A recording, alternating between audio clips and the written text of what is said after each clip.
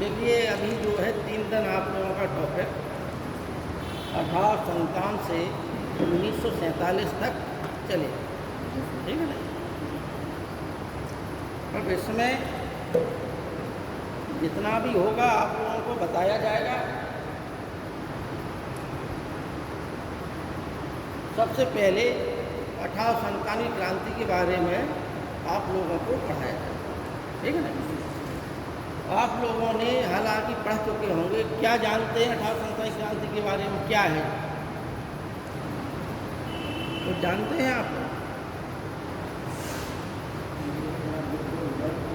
हाँ?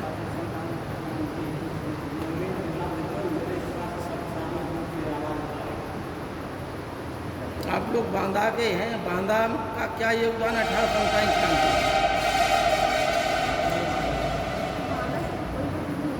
नहीं है, नहीं है। अभी तुम लोग बांदा में रहते हुए ये मालूम नहीं, 1857 क्रांति में अनेक लोग शहीद हुए थे। नवाब अली बहादुर द्वितीय जो है यहाँ के नवाब थे। 1857 क्रांति में अंग्रेज़ों के खिलाफ लड़ाई लड़ी थी उन्होंने, और बहुत से लोग शहीद भी हुए थे, है नहीं? हाँ, ठीक है ना। तो नवाब टैंक के नाम से जाना जाता है, तो उन्हीं का है।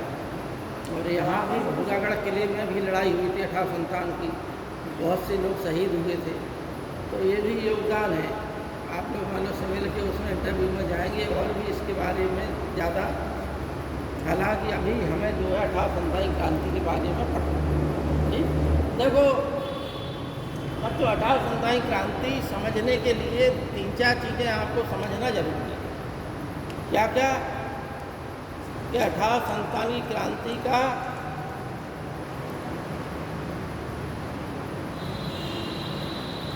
कारण क्या कारण थे कि 1857 में अंग्रेजों के खिलाफ क्रांति, ठीक, एक बात। दूसरी बात, 1857 क्रांति हुई तो वास्तव में उसका स्वरूप क्या था, ठीक। स्वरूप का मतलब है कि वो जो क्रांति हुई, क्या वो सैनिकों की अकेली क्रांति थी, या वो राजा महाराजाओं के द्वारा अंग्रेजों के खिलाफ क्रांति थी, या उसमें जमींदारों ने अकेली क्रांति की अंग्रेजों के खिलाफ, या इसमें जन सामान्य की क्रांति थी, या ये समस्त भारतीय क्रांति थी, या एक क्षेत्र तक सीमित क्रांति थी, है नहीं। तो इसका वास्तविक स्वरूप क्या था? यहाँ पर यह जो है एक धर्म के खिलाफ क्रांति थी, यानी ईसाई धर्म के खिलाफ हिंदू और मुस्लिमों की क्रांति थी, क्योंकि 1857 क्रांति में हिंदू और मुसलमान दोनों ने साथ लड़ाई लड़ी थी, और दोनों में एक होकर किसी प्रकार की धार्मिक भेदभाव को भुलाकर अंग्रेजों के खिलाफ लड़ाई लड़ी थी। तो एक प्रश्न ज़्यादा आता है इसके स्वरूप से, इसमें सीधा सीधा स्टेटमेंट आता है परीक्षा, ठीक है ना।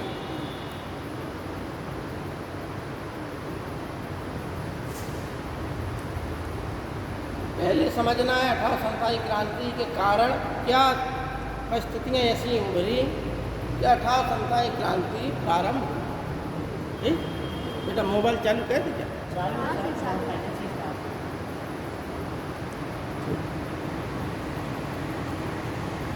दूसरा है स्वरूप, ठीक। तीसरा है जब क्रांति हुई तो उसके फिर क्या परिणाम निकले।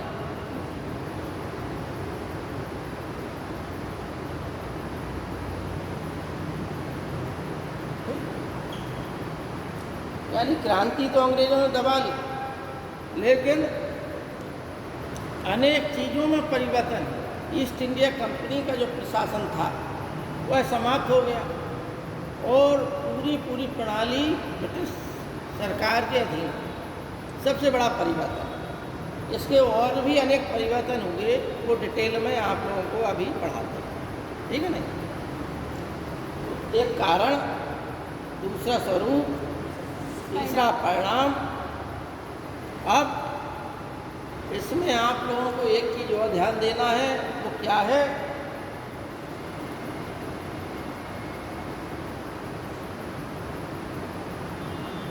स्थान और नेता का नाम, मतलब विद्रोह का किस जगह पर विद्रोह हुआ। जैसे दिल्ली में विद्रोह हुआ तो उस स्थान कहाँ था? दिल्ली। नेता कौन था? बहादुर शाह द्वितीय जफर। तो इन नेताओं के बारे में भी आप लोगों को ये लिखना है, पढ़ना है और समझना है, ठीक है नहीं। सबसे पहले आप लोग आइए 1827 क्रांति के कारण के बारे में, ठीक। तो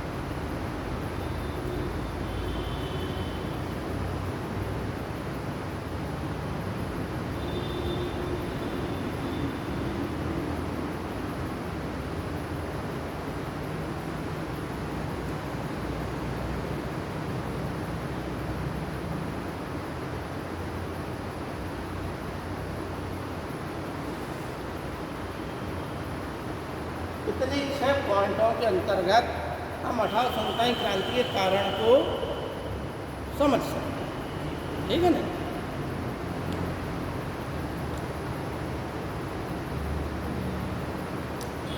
अब सामाजिक कारण में क्या है? सामाजिक कारण में पहले लिख लें आप लोग, भाई लिखने में समझ नहीं सकते और समझने में लिख नहीं सकते, दोनों विपरीत प्रक्रियाएं हैं।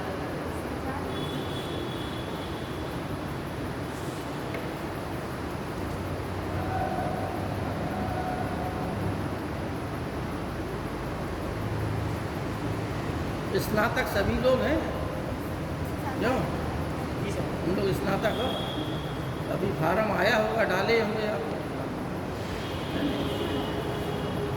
फार्म डाला है? नहीं, ये तुम लोगों को अगर हम बताएं शॉर्टकट है, अगर नौकरी लेना है आयोग की, बहुत ही सरल फंडा है। सर उसमें आईएएस में तो पीजी ले रहा है ना? है आईएएस में पीजी कह दिया।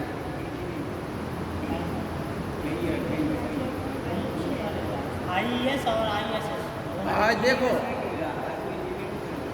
आईएएस हो या पीसीएस हो या आईईएस हो, हैं?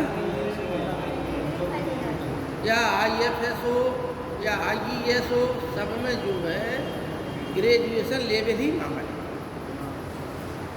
पीजी का किसी संबंध नहीं है। कुछ पोस्टें हैं जहाँ पर जैसे अर्थ एवं सांख्यिकी अधिकारी हैं, समाज कल्याण विभाग से संबंधित है, तो इनमें जो है किसी विषय से आपका स्पेशलाइजेशन होना जरूरी है। सिर्फ वही लड़के जो है उनमें क्वालिफाई कर सकते, नौकरी प्राप्त कर सकते जिनका वो विषय। जैसे एजी वालों के भी होती है कुछ पोस्टें, ठीक है नहीं, एजी वालों की होती, कुछ रसायन विज्ञान वालों की होती है, ठीक। जैसे फूड सप्लाई एफएसओ का पद है, फूड सप्लाई ऑफिसर का। ये क्या है कि ये 2-3 लोगों के लिए रिजर्व है, रसायन विज्ञान वालों के लिए है या कृषि वालों के लिए है। इससे किए हो तो नौकरी लग जाती है, ठीक। देखो इसमें हम ये बताए तुम लोगों को कि जो सिविल में जो यूपी की जो आती है समीक्षा अधिकारी वाले में, अगर आप लोग चाहें ROAR, देखिए साइट में आप लोग SSC का कर लें डिप्लोमा, ठीक है ना।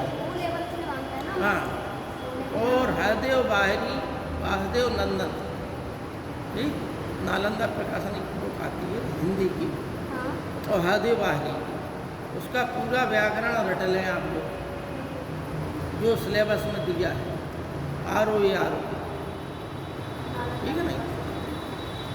हिंदी में ये समझिए कि आप इतना प्रयास कीजिए कि पूरे में पूरे आए, तो जहाँ कहीं दिक्कत हो हिंदी में हमसे मिल लेना, हमारे पास चीज़ें हैं, हम दे देंगे फोटो कॉपी करा के, हमारी चीज़ें मिल, ठीक है ना। पत्र लेखन में कहीं समस्या है, हमसे मिल लेना, फोटो कॉपी दे देंगे, 1 घंटे में तुम लोग समझा देंगे। पत्र लेखन अपना प्रैक्टिस करते रहिए, हो जाए, ठीक है नहीं। ये जो है 1 आध 2 घंटे की चीज़ें हैं समझने की, फिर आप अपना प्रैक्टिस करते रहिए, ठीक। ये पत्रों के प्रकार हैं, कितने प्रकार हैं, क्या है, तो ये आप लोगों को समझ, पत्र लेखन, हिंदी, निबंध और सामान्य ज्ञान, इतने में आपका सिलेक्शन हो जाए। इससे सरल नौकरी नहीं, और अच्छी नौकरी, ट्रांसफ़र वाली नौकरी भी नहीं।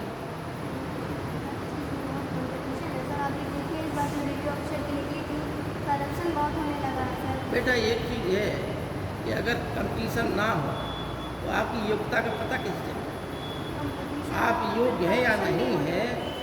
जितना कंपटीशन होगा उतने ही तो आप परिपक्व होंगे, है नहीं। आपको एक चीज़ बताइए, प्राइमरी में गधों को नौकरी दे दी गई थी मेरिट के आधार पर, उन्होंने क्या किया, पूरी प्राइमरी को खा गए, सब बच्चों का भविष्य खराब कर दिया। प्राइमरी जो है आज जो है, अब पढ़े लिखे लोग आज जा रहे हैं, अब जा रहे हैं, लेकिन बीच में जो 20 साल घुस गए गंदे लोग, उन्होंने एक शिक्षा प्रणाली को खा लिया, खोखला कर दिया। अच्छा, करोड़ों रुपए सरकार जो है प्राइमरी पर खर्च करती, विश्व बैंक से कर्जा ले लेके भी पढ़वाई, मध्याह्न भोजन योजना, तमाम योजनाएं चल रही, तो उसका परिणाम क्या निकल रहा है। गरीब लोग भी जो थोड़ा सा अपना अगर दिन का 4-5 रुपये कमाता है, वो भी अपने बच्चों को कॉन्वेंट में पढ़ा, ठीक है ना, क्योंकि उन्हें शिक्षा प्रणाली में भरोसा नहीं रहा। तो एक समय था जब हम जैसे लोग भी, मतलब गांव का हर व्यक्ति, चाहे बड़ा आदमी हो या छोटा आदमी हो, या अमीर हो या गरीब हो, सब प्राइमरी में पढ़ते हैं। वो वही बात आ गई, क्या नहीं होती भाई। अगर वो ही बात आ गई कि अगर आप में ज्ञान, कोई भी चीज़ हो, देखो आप उस चीज़ को बाहर प्रदर्शन करेंगे। अगर आप शिक्षक हो, आपके पास नॉलेज है, तो आप पढ़ाएंगे, कहाँ जाएगी नौकरी, ठीक है। तो आइए अब इस पर सामाजिक कारण पर कोई भी समस्या हो, ठीक है नहीं, हमें जो है ना पैसे से कोई मतलब है, ना लालच है पैसे का, सिर्फ यही है कि अगर तुम लोग पढ़ने वाले हो और तैयारी करना है, तो हम अपना जो है तुम लोगों को दे देंगे। लेकिन ऐसा है कि नोट्स तब देंगे, फोटो कॉपी करा लेना तुम लोग, लेकिन हमें ये भी तो लगे कि आप रिदम में आ गए, आपकी हिंदी कंप्लीट है, आपका सब सामान्य ज्ञान कंप्लीट है, जो थोड़ी बहुत चीज़ रह गई है उसमें हम आपको सपोर्ट कर देंगे, इतनी मिल जाता है आप। भाई पहले आप अपने आप में तैयार हो जाइए, हम उतने में आपको बस, है ना। अब आइए देखिए 1847 क्रांति के सामाजिक कारण। अंग्रेजों ने भारतीयों के जो सामाजिक मान्यताएं और परंपराएं थी, उन पर कुठारा गया, ठीक है ना। देखो एक चीज़ दिमाग में बैठा लेना, इतिहास में, इतिहास के 3 पोर्शन होते हैं, ध्यान से सुनना। 3 पोर्शन होते हैं इतिहास के, प्राचीन इतिहास, मध्यकालीन इतिहास और आधुनिक इतिहास, ठीक। सबसे ज़्यादा अंदर से क्वेश्चन और शब्दों का हेरफेर होता है प्राचीन, ठीक, सबसे ज़्यादा। फिर उससे जो है कुछ स्तर है मध्यकाल का, क्योंकि वहाँ भी अरबी फारसी शब्द हैं, कुछ उर्दू के भी शब्द हैं, उर्दू का चूँकि विकास बाद में हुआ, तो मुख्य रूप से इतिहास में जितना भी शब्द है वो काय का है, अरबी और फारसी, ठीक है। फारसी और मुख्य है, अरबी भी नहीं, क्योंकि फारसी जो है सल्तनत काल और मुग़ल काल दोनों में ही फारसी राजकीय भाषा रखी, ठीक है ना। इन सुल्तानों ने भी और मुग़लों ने भी अपने राज दरबार की भाषा के रूप में फारसी को चुना, तो कुछ शब्द जो है फारसी के आते हैं, लेकिन उनकी प्रणाली एक बार आप समझ लें तो इतना नहीं। प्राचीन इतिहास कठिन है, उससे कुछ सरल मध्यकाल है और आधुनिक काल उससे क्योंकि सीधी सीधी घटना है और सीधा सीधा लेना देना है। एक घटना से सीधा सीधा तारतम्य जोड़ता चला जाता है, ठीक है ना। इस घटना के बाद वो घटना हुई 1827 क्रांति के बाद अंग्रेज़ों ने सोचा कि ये मुसलमानों का षड्यंत्र था, क्योंकि ज़्यादातर राजा लोग क्या है मुसलमान थे, नवाब लोग। तो अंग्रेज़ों ने क्या किया कि हिंदू और मुसलमानों को डालना प्रारंभ किया। यहाँ से भारत में कभी भी हिंदू और मुसलमानों के दंगे नहीं हुए। वो दंगे कराने का श्रेय, आपस में फूट डलाने का श्रेय अंग्रेज़ों ने 1827 क्रांति के पश्चात प्रारंभ किया, जो आज भी जारी है, क्योंकि वो बीज बो गए हैं और आपस का प्रेम और भाईचारा वो धीमे धीमे करके आदमी दिमागों कीड़ा बन के घुस गया, ठीक है ना। जैसे गांव में किसी भी प्रकार का सब आदमी अपना अपना काम कर रहे हैं, ना कोई किसी की जाति है, ना कोई पाती है, ना किसी का कोई धर्म है, सब लोग अपने आराम से सब कुछ कर रहे हैं। वहाँ किसी प्रकार के दंगे किसी गांव में सुना तक इस गांव में ये दंगा हो गया। ये शहरों में क्यों होते हैं? क्योंकि शहरों में आग लगाई जाती है, ठीक है ना। तो ये राजनीति के तहत अंग्रेज़ों ने काम क्या किया सामाजिक कारण में कि भारतीयों का विशेष कार्य, यानी हम पहले पढ़े कारण सामाजिक कारण। तो सामाजिक कारण में अंग्रेज़ों ने सती प्रथा का अंत किया। लॉर्ड विलियम बेंटिक ने 1829 में सती प्रथा का अंत किया था, ठीक है ना। इसी प्रकार से 1850 में लॉर्ड डलहौजी ने एक लेक्स लॉकी अधिनियम, सम्मति आयु अधिनियम 1850 में वो 1829 का जिक्र हुआ सती प्रथा, 1850 का लेक्स लॉकी अधिनियम डलहौजी के समय।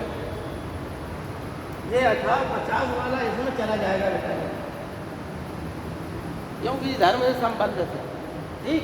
अब हमें सामाजिक कारण में क्या देखना है? अंग्रेजों ने सती प्रथा, बाल विवाह पर प्रतिबंध लगाया, विधवा विवाह को प्रोत्साहन दिया, ठीक है ना। नरबली प्रथा का अंत किया। इस प्रकार से अंग्रेज जो है भारतीयों के सामाजिक मामलों में हस्तक्षेप कर रहे थे, ठीक। हालांकि उनका उद्देश्य वास्तव में भारत में जो हिंदू समाज में व्याप्त कुरीतियाँ थी उनको दूर करना था, लेकिन कुरीतियाँ वो मनुष्यों के समाज के मन में इस कदर से फैली हुई थी, बसी हुई थी कि वो उनसे निकलना ही नहीं चाहते थे, ठीक है ना। सती प्रथा के बारे में बर्नियर ने लिखा है, उल्लेख किया है कि एक जो है 15-16 साल की एक लड़की को, तो उसका पति मर गया, 15-16 साल की लड़की थी जिसने अभी जो है अपना जीवन भी नहीं जिया था। इतिहासकार बर्नी लिखता जो फ्रांस का था, ठीक है ना। इब्न बतूता ने, बर्नी ने और भी तमाम दक्षिण भारत में भी लेखक आए हैं, उन्होंने सती प्रथा के बारे में उल्लेख किया। तो सती प्रथा क्या थी? पहले सती प्रथा के बारे में आप लोग कई बार बता चुके हैं कि वास्तव में ये प्रथा जो है सत्य ही जिसका ईश्वर है, सती का मतलब होता है सत्य ही जिसका ईश्वर, ठीक है ना। यानी पति ही जो है ईश्वर है, ठीक। जो पति परायण स्त्री होती थी उन्हें सती कहा जाता था प्राचीन काल में। फिर धीमे धीमे यह जो है एक प्रथा के रूप में धारण कर लिया। क्यों कर लिया? क्योंकि यदि किसी महिला का पति जो है मर जाता था तो उसकी विधवा जो है उसके साथ में सती हो जाती थी। लेकिन वो है कि होती क्या थी प्रक्रिया, वो स्वेच्छा से होती थी। लेकिन मध्यकाल आते आते यह प्रक्रिया जो है जबरदस्ती में परिवर्तित हुई, ठीक है ना। जैसे महाभारत काल में जो है राजा पांडु की 2 पत्नियां थी, कुंती और माद्री।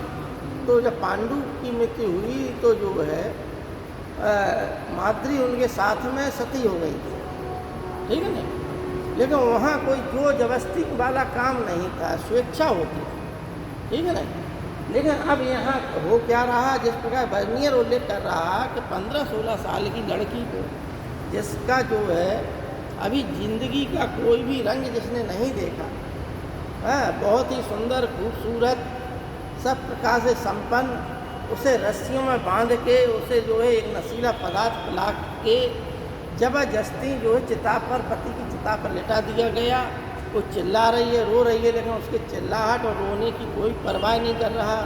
क्यों? क्योंकि उसे सती होने के लिए बाध्य किया जा रहा। पुरोहित लोग मंत्रोच्चार कर रहे हैं, ठीक, और ढोल नगाड़े बजाए जा रहे हैं जिससे कि उसका रुदन कोई ना सुन पाए। और ये समाज में दिया जा रहा है कि सती हो रही है, सती हो रही है। तो ऐसी जो भयावह स्थितियाँ कि जो महिला रो रही हो, चिल्ला रही है, उसको जबरदस्ती जो सती बना दिया जाता। इसी प्रकार से राजा राम मोहन राय के समय भी ये घटना घटी कि उनके भाई जो है, बड़े भाई एक्सपायर हो गए, तो उनकी भाभी को भी एक नशीला पदार्थ पिलाकर उन्हें भी जबरदस्ती सती बना दिया गया।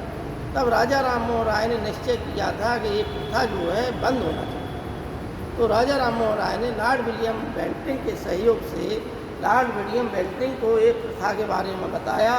लॉर्ड विलियम बेंटिंग ने 1829 में इस प्रथा को समाप्त करने का प्रयास किया, ठीक है ना। इसके लिए कानून बनाया, उसे प्रारंभ बंगाल में, फिर बाद में धीमे धीमे करके और पूरे क्षेत्र में ये अधिनियम जो है कानून लागू हो गया, ठीक है ना। लेकिन कुछ ऐसे भी लोग थे जो है इस चीज़ को अपना अधिकार मानते थे, तो उन लोगों ने इस चीज़ का विरोध किया।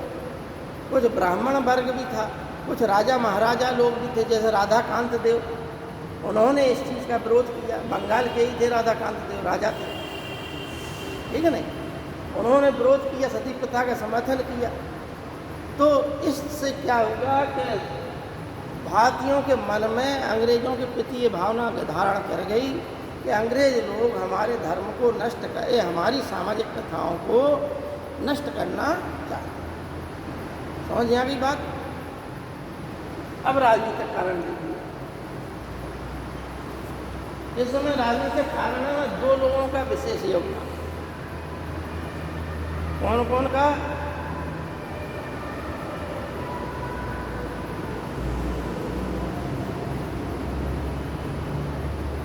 लॉर्ड मिलेगनी और लॉर्ड डलहौजी।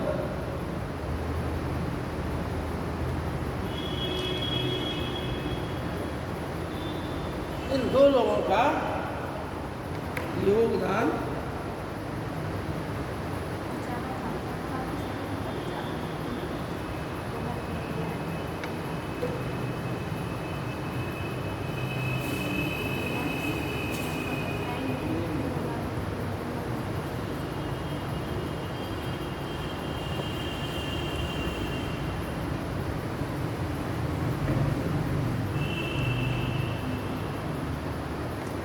लॉर्ड वेलेजली ने 1798 में क्या किया? सहायक संधि लाया, ठीक। क्या लाया?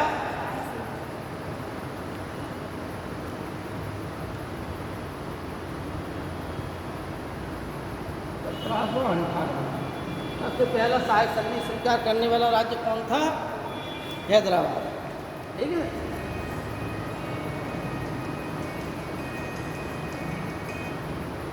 तो 1801 में अवध पर भी यह संधि लागू कर दी, ठीक।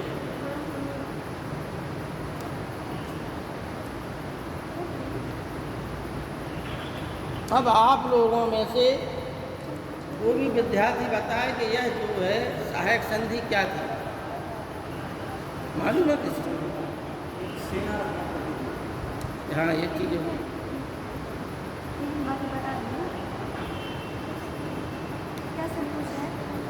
अब ये पूछे कि कुछ मालूम है सहायक संधि के बारे में? जैसे इन्होंने बताया कि इसमें जो है सेना रखनी पड़ती थी, है किसी मालूम? देखिए, जो इसकी पहले जली की सहायक संधि थी, उसमें जो राजा सहायक संधि को स्वीकार कर लेता था उससे जो है अंग्रेज़ों का अधीन होना पड़ा। ऐसे उसकी अपनी जो है वैदेशिक नीति समाप्त हो जाती, वह किसी भी विदेशी राज्य या अपने पड़ोसी राज्यों से भी या अन्य विदेशों से भी संबंध स्थापित नहीं कर सकता था बिना ईस्ट इंडिया कंपनी के सलाह से। एक पॉइंट, ठीक है ना, यानी उसकी वैदेशिक नीति समाप्त हो गई, सिर्फ अंदरूनी नीति में वो जो है स्वतंत्र था। दूसरा पॉइंट कि उसकी जो है व्यक्तिगत जो राज्य की सेना थी वह सेना समाप्त कर दी गई। ठीक ठीक है ना, राजा की जिसने भी संधि स्वीकार की उसकी सेना जो है समाप्त कर दी, उसकी व्यक्तिगत सेना नहीं रही। तीसरी बात, जब सेना नहीं रही तो सेना के लिए और सुरक्षा के लिए, अपने राज्य की सुरक्षा के लिए यह किन पर निर्भर हो गए?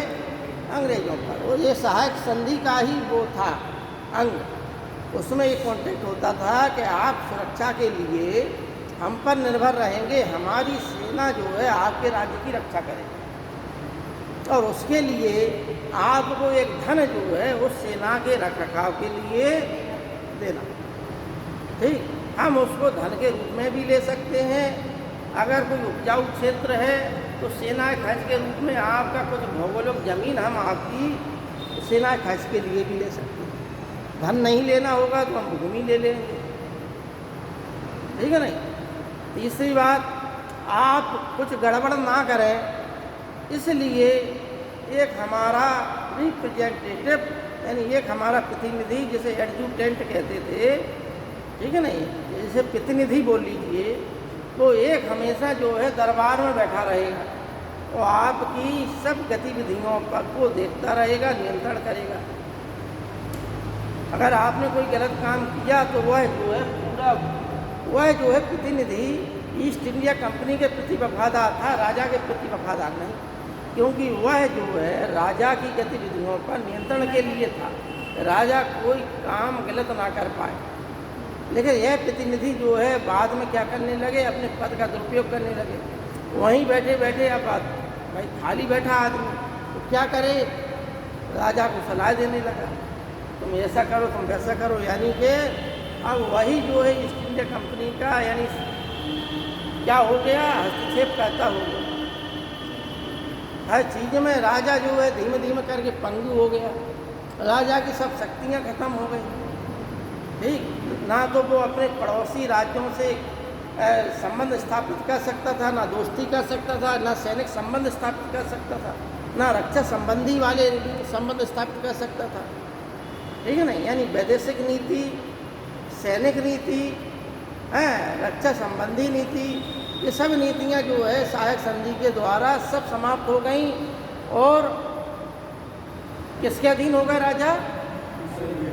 ईस्ट इंडिया, यह थी सहायक संधि। तो धीमे धीमे सबसे पहले हैदराबाद राज्य ने इसे स्वीकार किया। ये आता है सिविल सर्विसेज परीक्षा में कई बार रिपीट है कि सहायक संधि को स्वीकार हैदराबाद, मैसूर, तंजौर, अवध,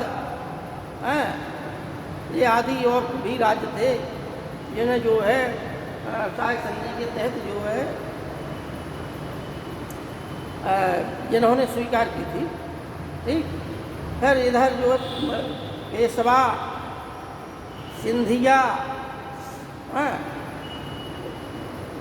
होलकर, ये सब लोग थे जिन्होंने सहायक संधि स्वीकार की। तो इससे जो है कि ये सब अधीन हो गए इसके ईस्ट इंडिया कंपनी। ठीक, समझना बात, आप जो है आप सब राजा का नाम मात्र के राजा रह गए। ठीक, हुआ क्या कि अब जो है लॉर्ड डलहौजी आए। ये कब की बात है? 1798 से 1805 तक रहा जी लॉर्ड विलियम बेंटिंक। 1848 में लॉर्ड डलहौजी आया, गवर्नर जनरल बन के 1848 से 56 तक रहा है। ठीक,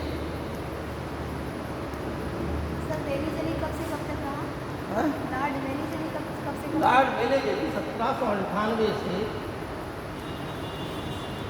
1804 या 5 तक रहा, 5 ही तक रहा। ठीक है, तो लॉर्ड डलहौजी ने एक अपना नियम चलाया, सिद्धांत दिया। क्या दिया? व्यपगत का सिद्धांत, द डॉक्ट्रिन ऑफ लैप्स, यानी गोद निषेध प्रथा। यानी अब इसके 3 नियम बनाए उसने। ध्यान देना तुमको, ठीक है नहीं? ये चीज़ें मतलब अंदर की चीज़ें हैं, ये समझने वाली चीज़ें हैं, जो लिखने वाली हैं वो हम लिखाएंगे। इसमें क्या किया उसने कि जो बड़े राजा हैं, जो सहायक संधि के तहत नहीं है अधीन और बड़े राजा हैं, उन पर द डॉक्ट्रिन ऑफ लैप्स यानी व्यपगत का सिद्धांत लागू नहीं। ठीक?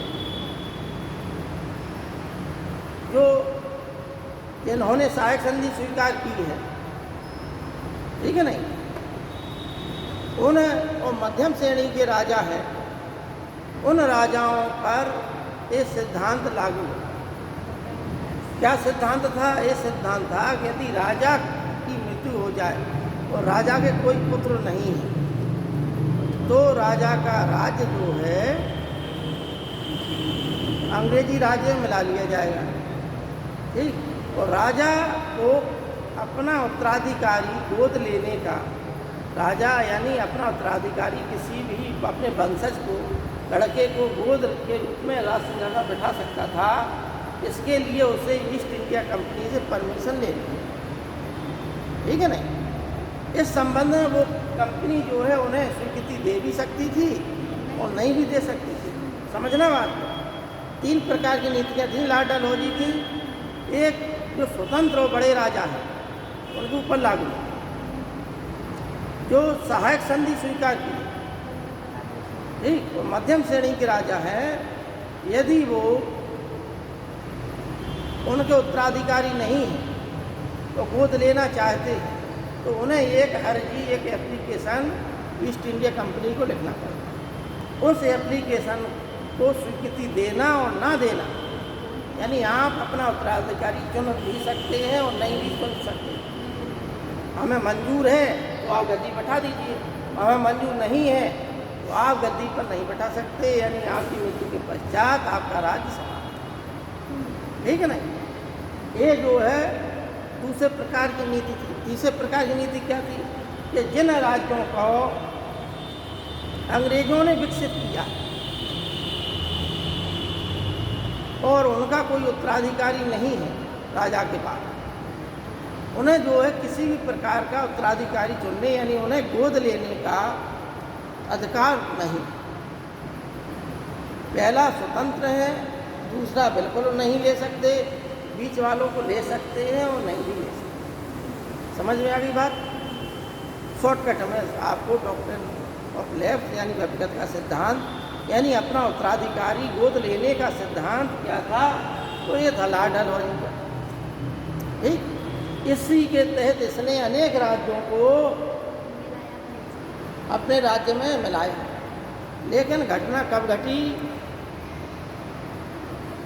घटना कब घटी? जब 1801 में,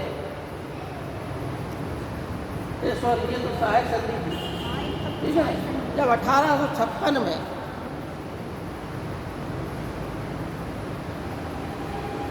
अवध के राज्य को इन्होंने अपने राज्य में मिला लिया, लेकिन अवध में उत्तराधिकारी था। तो इन्होंने क्या किया कि चूंकि अवध राज्य ने सहायक संधि स्वीकार की थी तो वहाँ जो प्रतिनिधि था उसकी रिपोर्ट के आधार पर, आउटरम था वो, ये प्रश्न आता है कि किसकी रिपोर्ट के आधार पर, तो आउटरम की रिपोर्ट के आधार पर जो अवध राज्य में, अवध राज्य जानते हो कौन है? जिसे हम आज वर्तमान में लखनऊ फैजाबाद कहते हैं, वो वही जो है अवध राज्य। यहाँ नवाब थे जिनका नाम था वाजिद अली शाह। अच्छा नवाब था, प्रजा सुखी थी, लेकिन लॉर्ड डलहौजी ने कुशासन का आरोप लगाकर कि यह जो है अपने राज्य में सही रूप से शासन नहीं कर रहा, प्रजा इससे संतुष्ट नहीं है और इसे जो है कलकत्ता स्थानांतरित कर दिया। राजा को पकड़कर कलकत्ता भेज दिया गया। ठीक। इससे जो है जनता में आक्रोश था। क्यों? क्योंकि जनता अवध की ही सबसे ज़्यादा, जो अंग्रेज़ों की सेना थी उस सेना में 70% तक व्यक्ति जो सेना में भर्ती थे वो अवध के ही थे। अवध के भी कौन लोग? या तो राजपूत या ब्राह्मण, ऊंची जाति के लोग थे सब। और ये जो है अपने राजा हों या नवाब हों, अपने उनको चाहते थे। जब ये बात इन लोगों को पता चली तो ये जो है सब खफा हो गए, अंग्रेज़ों से नाराज हो, ठीक है ना। क्योंकि अवध एक ऐसा राज्य था जिसे अंग्रेज़ों ने बहुत ज़्यादा लूट खसूट किया, अपने आप को बनाया, ठीक है ना। तो समझ में आ गई लाल डलहौजी की नीति, ठीक। इसी प्रकार से झांसी के राज्य को भी इन्होंने अपने राज्य में मिला लिया, क्योंकि झांसी एक छोटा राज्य था, ठीक है ना। तो वहाँ पर जो राजा गंगाधर राव थे उनकी विधवा थी रानी लक्ष्मीबाई, ठीक। रानी लक्ष्मीबाई के बारे में आप लोग जानते हैं कुछ? क्या जानते हैं बताइए। झांसी की रानी थी, मतलब वही राज करती थी जब उनके मतलब हस्बैंड की डेथ हो गई थी, तो फिर उन्होंने ही राजगद्दी संभाली थी, वही अपनी जनता की रक्षा करती थी। देखिए, सुभद्रा कुमारी ने एक वो कविता लिखी थी, खूब लड़ी माता, ठीक है ना। सिंहासन हिल उठे राजवंशों ने बिरकुटी तानी थी, ठीक। ये जो सुभद्रा कुमारी चौहान की कविता है, इसने रानी लक्ष्मीबाई को अमर बनाया, ठीक। उस समय क्या नाम यूरोस था जो रानी लक्ष्मीबाई के खिलाफ जो है लड़ा। और ग्वालियर में जब मृत्यु हुई तो उसने कहा था रानी लक्ष्मीबाई के बारे में कि